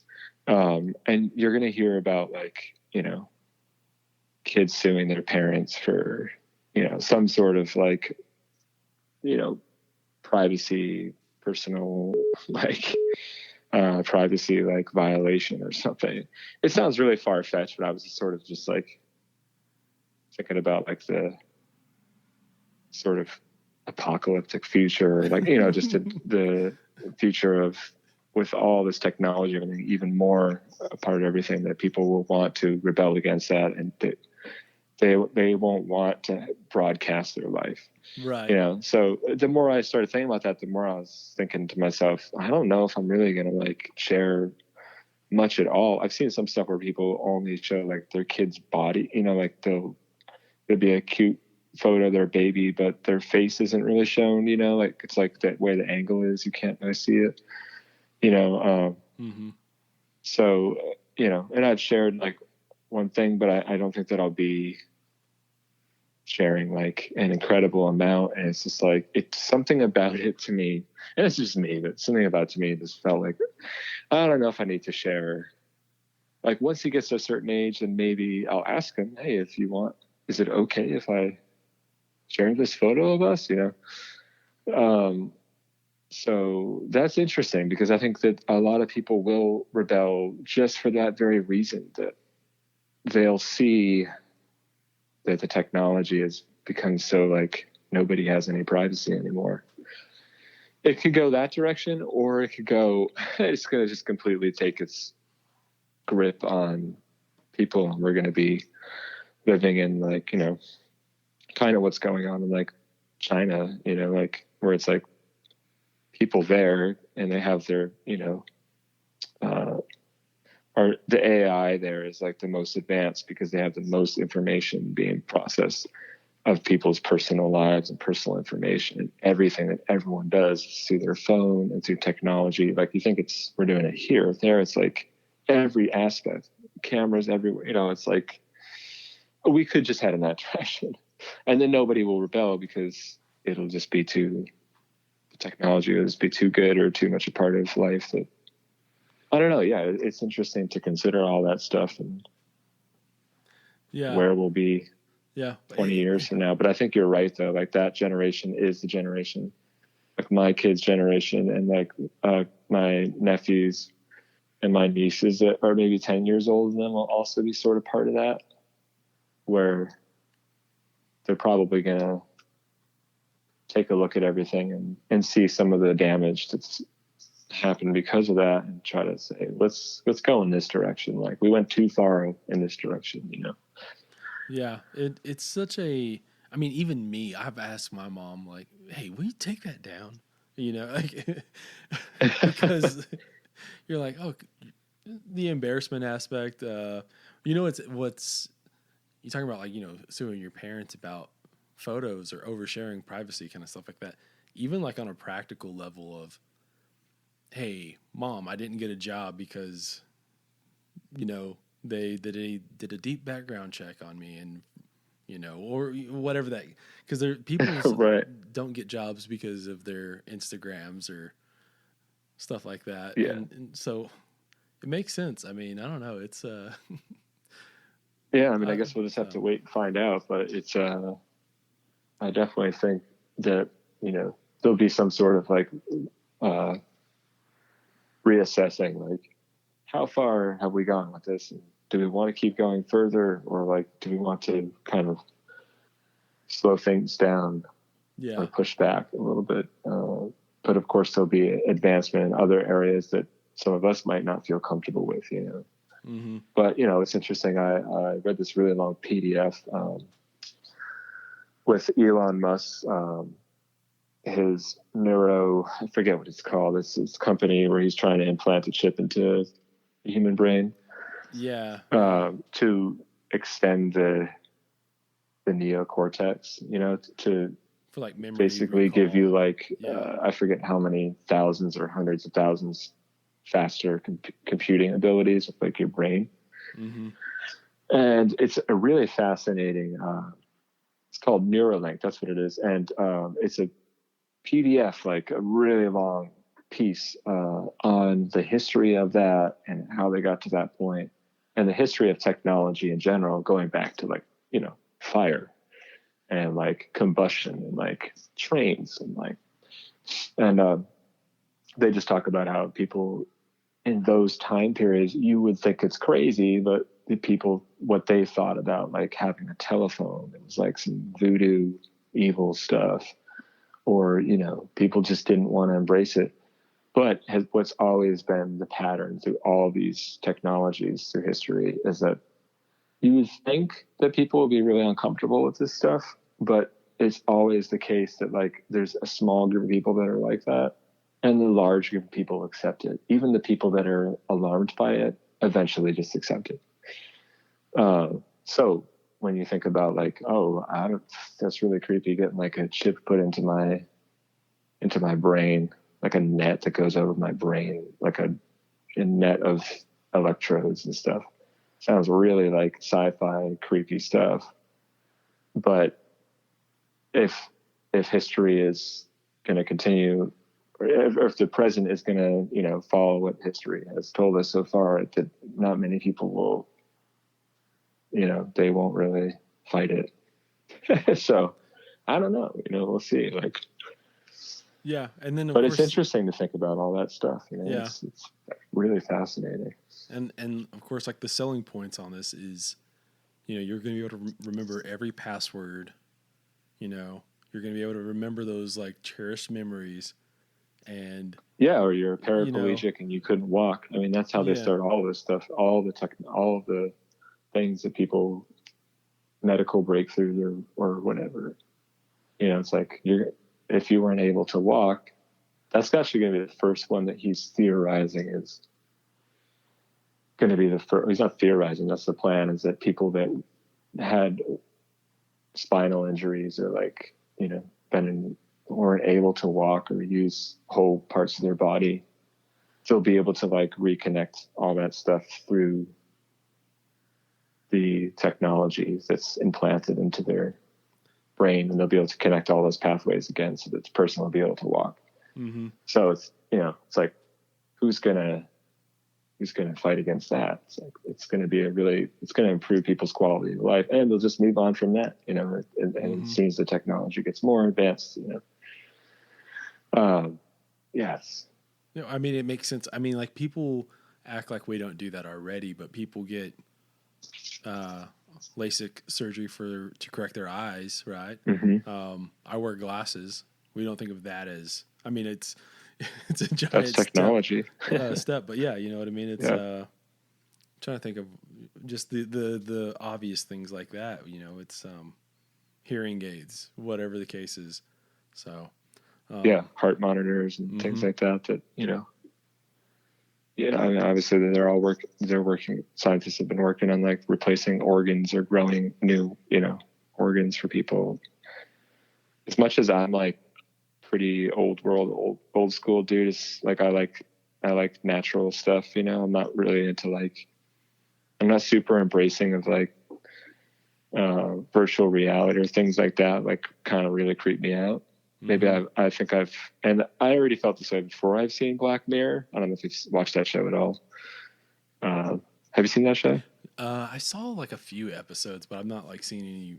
I'm not like. There's a few episodes in the beginning that were like okay, and a lot of people were like, I couldn't even. It was like a disgusting show. But there's, you know, the second season and third season, like it's, you know, it's near future technology or current, you know, crazy stuff. But I don't know where I was going with that, but I've always been skeptical. But of course, if someone said, "Hey, you are going to need a new kidney, but we can grow it for you, and it'll last for the rest of your life," or like, "You had a heart attack, but we could just get you a new piece of this part of your heart that's been damaged, and you'll have like a 20-something-year-old's, you know, heart." Basically, like the same ability, you know. Who's gonna say no to that? I don't know if I would, you know. Mm-hmm. Right, like it would. It all goes back to branding, right? It's how it's given to us, right? It's the, you know, it's no one's gonna buy it if we put it in the dark tones of Big Brother and all this kind of stuff. But if it's on a practical level, people are going to buy into it big time because, who doesn't want to, who wants to like worry about the aging process or like whatever that makes your life easier? Right. Just I was so against, even with the iPhone, I was so against the thumbprint thing. Yeah. For a while, like I just said, I'm not getting that. Like something about that, like I don't know. It was like around like Edward Snowden, like that whole, the NSA. I feel like that technology came out shortly. Maybe it was a couple of years, but it feels like it was like not that long after all that stuff happened. Where I said, I think I'm okay. I'm going to stick with the iPhone 6 or whatever. I don't need to open my phone with my fingerprint, So then they have my fingerprint. I don't know. And then I did that. But then I got a new iPhone and they got rid of that. There's no home button anymore. So then it's the facial recognition. And, for a while, I wasn't even doing that. And then finally I just, for like credit cards or like Apple Pay or like, I just finally was just like, you know what? Screw it. I'm just doing it, But 5 years ago, with you. Yeah. I would have been, no, I'm not. That's some creepy stuff. Like, we can't do that, which almost sort of proves maybe it's just not that big of a deal because, I'm still in control of my life, So, yeah. And I have facial recognition software on my phone, so everything's okay. But it's technology. We'll see what happens with the next generation. It's all up to them. Yeah. Yeah, man, it's been really great talking with you this afternoon. Likewise. Hopefully I didn't veer off too much into kinds of books and things that I read that don't have anything to do with music. But no, I mean, this is... but it's fun to talk about. All right, that's it for this one. Thanks for listening, and be sure to check out Zephaniah OHora's upcoming album, The Stellar Listening to the Music, out Friday, August 28th. Be sure to check out Desert Door and the Blue Light Live. Stop on over at the New Slang merch store while you're at it. Okay, I'll see y'all later this week.